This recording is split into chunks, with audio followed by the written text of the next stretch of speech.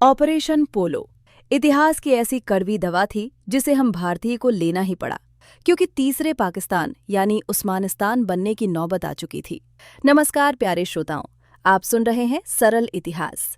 आज हम आपको ले चलेंगे 1948 के हैदराबाद में, जहां निजाम की सत्ता, रजाकारों का आतंक और देश की एकता के लिए लिया गया साहसिक कदम सब मिलकर इतिहास की सबसे निर्णायक दास्तान गढ़ रहे थे। तो अच्छे से सुनिए, क्योंकि अब हम सुनने वाले हैं ऑपरेशन पोलो का पूरा सच, जो आज भी इतिहास में याद किया जाता है। दोस्तों, इतिहास सिर्फ तारीखों और राजाओं की सूची नहीं होता। इतिहास असल में उन फैसलों की कहानी होता है जो लाखों लोगों की जिंदगी की दिशा बदल देते हैं। 1947 में जब भारत आज़ाद हुआ तो दुनिया ने एक नए राष्ट्र को जन्म लेते देखा। लेकिन आज़ादी के साथ ही भारत को एक बहुत बड़ी चुनौती भी विरासत में मिली। सैकड़ों रियासतें, अलग अलग शासक, अलग अलग महत्वाकांक्षाएं। इन सब के बीच एक रियासत ऐसी थी जो आकार में भी बड़ी थी, संपत्ति में भी समृद्ध थी और राजनीतिक रूप से भी सबसे जटिल। उस रियासत का नाम था हैदराबाद। भारत के बिल्कुल बीचों बीच स्थित हैदराबाद कोई सीमांत राज्य नहीं था।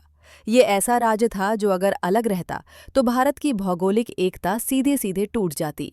लेकिन सवाल सिर्फ भूगोल का नहीं था, सवाल सत्ता का था, सवाल पहचान का था, और सवाल था, क्या आज़ाद भारत अपने ही दिल में एक अलग सत्ता को स्वीकार कर सकता है? हैदराबाद पर शासन कर रहे थे मीर उस्मान अली खान, भारत के सबसे अमीर शासक, जिन्हें इतिहास आखिरी निजाम के नाम से जानता है। निजाम की सत्ता सदियों पुरानी थी, एक ऐसी सत्ता जो मुगल परंपरा से निकली थी, लेकिन समय के साथ खुद एक साम्राज्य बन चुकी थी। निजाम खुद को सिर्फ एक रियासत का राजा नहीं मानते थे। वे खुद 1947 में जब भारत और पाकिस्तान का विभाजन हुआ तो रियासतों के सामने 3 रास्ते रखे गए: भारत में विलय, पाकिस्तान में विलय या फिर भारत पाकिस्तान में से किसी एक के साथ समझौता। लेकिन हैदराबाद ने इन तीनों रास्तों से खुद को अलग रखा। निजाम चाहते थे पूर्ण स्वतंत्रता। ये मांग सुनने में भले ही साहसिक लगे, लेकिन हकीकत ये थी कि हैदराबाद की आबादी का बहुत बड़ा हिस्सा भारत के साथ जुड़ना चाहता था। यहाँ एक और जटिलता थी। हैदराबाद की जनता मुख्यतः हिंदू थी, लेकिन शासक मुस्लिम था, और शासन व्यवस्था एक सामंती ढांचे पर टिकी हुई थी। धीरे धीरे निजाम के इर्द गिर्द कुछ ऐसे लोग जमा हो गए जो समझौते में नहीं, टकराव में विश्वास रखते थे। इन्हीं में से सबसे खतरनाक नाम था कासिम रज़वी। कासिम रज़वी रज़ाकारों का नेता था। रज़ाकार कोई साधारण संगठन नहीं था। ये एक सशस्त्र अर्धसैनिक बल था जो खुलेआम ये कहता था कि हैदराबाद भारत में नहीं मिलेगा। रज़ाकारों का हथियार सिर्फ बंदूक नहीं था, उनका असली हथियार था डर। गांव-गांव में धमकी, मारपीट और हिंसा आम बात हो गई थी। जो भी भारत से जुड़ने की बात करता उसे देशद्रोही कहा जाता, जो विरोध करता उसे चुप करा दिया जाता। अब भारत सरकार के सामने एक बहुत बड़ी दुविधा थी। अगर हैदराबाद को जबरदस्ती मिलाया जाए तो अंतर्राष्ट्रीय स्तर पर आरोप लग सकते थे, और अगर छोड़ दिया जाए तो देश की एकता हमेशा के लिए खतरे में पड़ जाती। इसी दुविधा से एक रास्ता निकाला गया: स्टैंड स्टिल एग्रीमेंट। नवंबर 1947 में भारत और हैदराबाद के बीच एक अस्थायी समझौता हुआ। इस समझौते का मतलब था, अभी कोई सैन्य कार्रवाई नहीं होगी, दोनों पक्ष मौजूदा स्थिति को बनाए रखेंगे और भविष्य में शांतिपूर्ण बातचीत से हल निकाला जाएगा। कागज पर यह समझौता शांति का प्रतीक था, लेकिन जमीन पर हालात बिल्कुल उल्टे थे। स्टैंड स्टिल एग्रीमेंट के बाद भी रज़ाकारों की हिंसा रुकी नहीं, बल्कि और बढ़ गई। सीमावर्ती इलाकों में लूट, हत्या और डर का माहौल तेज हो गया। भारत सरकार लगातार शिकायतें भेजती रही। निजाम से कहा गया कि वे रज़ाकारों को रोके, लेकिन निजाम या तो रोक नहीं पाए या रोकना नहीं चाहते थे। यहाँ से बातचीत का भरोसा धीरे धीरे टूटने लगा। भारत ने अंतर्राष्ट्रीय मंचों पर भी मामला उठाने की कोशिश की, संयुक्त राष्ट्र तक जाने की बातें हुईं, लेकिन सच्चाई ये थी कि अगर भारत इंतजार करता तो हालात और बिगड़ते। हैदराबाद भारत के भीतर एक अस्थिर द्वीप बन चुका था। 1948 की शुरुआत तक ये साफ हो चुका था कि स्टैंड स्टिल एग्रीमेंट अब सिर्फ नाम का रह गया है। भारत सरकार ने कई बार चेतावनी दी, कई बार बातचीत की कोशिश की, लेकिन हर बार एक ही जवाब मिला: टाल मटोल। और इसी बीच रज़ाकार और ज्यादा आक्रामक होते गए। अब सवाल ये नहीं था कि भारत क्या करेगा, सवाल ये था भारत कब तक इंतजार करेगा। इतिहास में कुछ पल ऐसे होते हैं जब निर्णय ना लेना भी एक अपराध बन जाता है। 1948 के मध्य तक भारत सरकार इस नतीजे पर पहुंच चुकी थी कि हैदराबाद का मामला अब बातचीत से हल नहीं होगा। ये फैसला आसान नहीं था। ये फैसला हजारों जानों की जिम्मेदारी के साथ जुड़ा था। लेकिन भारत के लिए एकता से बड़ा कुछ नहीं था, और यहीं से इतिहास एक नया मोड़ लेने वाला था। इतिहास कभी एक ही दिशा में नहीं चलता। जब बातचीत विफल हो जाती है तो फैसले शब्दों से नहीं, कदमों से होते हैं। 1948 के सितंबर महीने तक भारत सरकार इस नतीजे पर पहुंच चुकी थी कि हैदराबाद का प्रश्न अब और टाला नहीं जा सकता। ये कोई अचानक लिया गया निर्णय नहीं था। ये महीनों की असफल बातचीत, लगातार बढ़ती हिंसा और देश की एकता पर मंडराते खतरे का परिणाम था। भारत नहीं चाहता था कि ये एक लंबा युद्ध बने, न ही ये किसी शासक के अपमान की लड़ाई थी। ये एक सीमित, तेज और निर्णायक कार्रवाई होनी थी। इस सैन्य अभियान को नाम दिया गया ऑपरेशन पोलो। नाम भले ही शांत लगता हो, लेकिन इसके पीछे भारत की सबसे निर्णायक सैन्य योजना छिपी थी।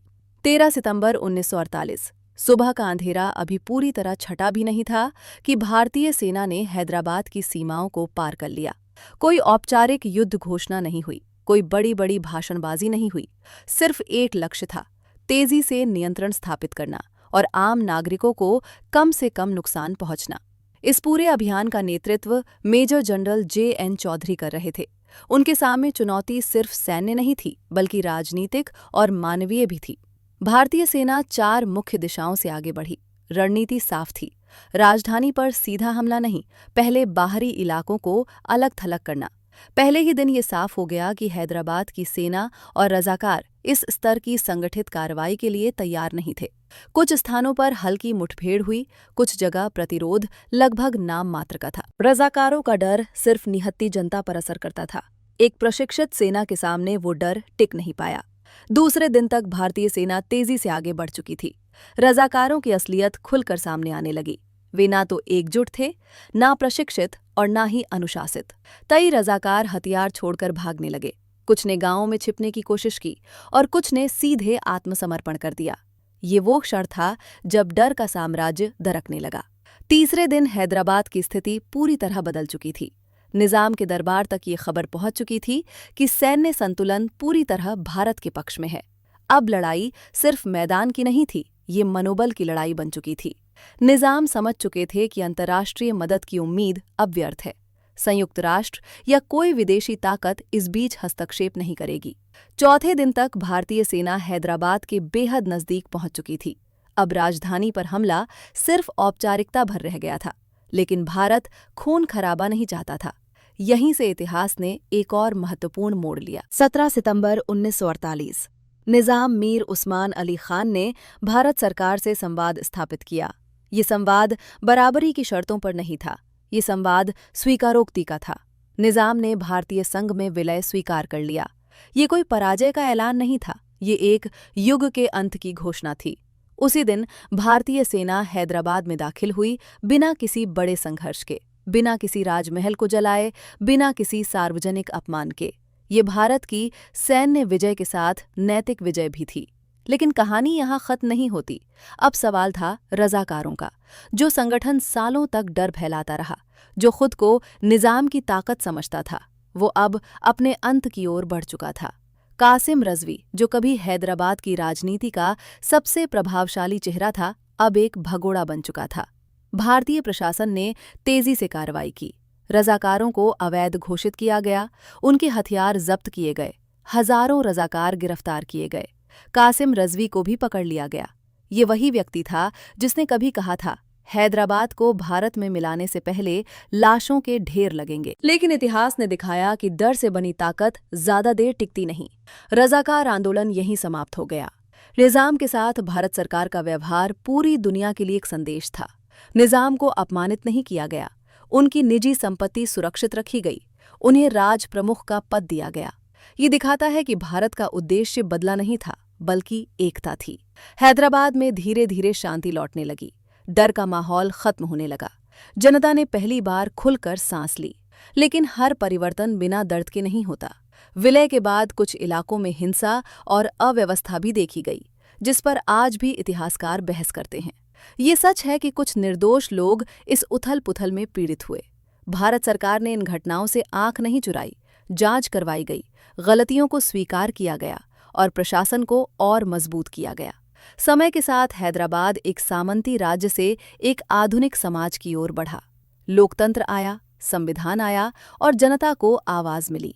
आज का हैदराबाद आईटी हब है, शिक्षा का केंद्र है और भारत की सांस्कृतिक विविधता का जीता जागता उदाहरण है। लेकिन ये सब इतना आसान नहीं था। ऑपरेशन पोलो सिर्फ एक सैन्य कार्रवाई नहीं थी। ये था डर के शासन का अंत, अलगाव की राजनीति की हार और एक नए भारत की मजबूती। इतिहास हमें ये नहीं सिखाता कि कौन पूरी तरह सही था और कौन पूरी तरह गलत। इतिहास हमें ये सिखाता है कि फैसले कभी-कभी कठिन होते हैं, लेकिन जरूरी होते हैं। हैदराबाद का भारत में विलय एक ऐसा ही फैसला था और शायद यही वजह है कि आज जब हम भारत को एक नक्शे पर देखते हैं तो उसके बीचों बीच कोई दरार नहीं दिखती, क्योंकि कभी किसी ने वो दरार भरने का साहस किया था। तो दोस्तों, ये थी ऑपरेशन पोलो की पूरी कहानी।